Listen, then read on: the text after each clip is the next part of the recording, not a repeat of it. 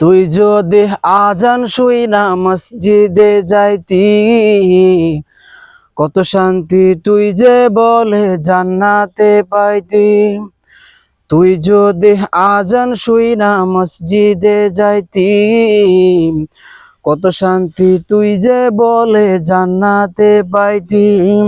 তুই যদি নামাজ পড়তি, কত শান্তি দুনিয়াতে পাইতি। তুই যদি আজান শুই না মসজিদে যাইতি, কত শান্তি তুই যে বলে জান্নাতে পাইতি।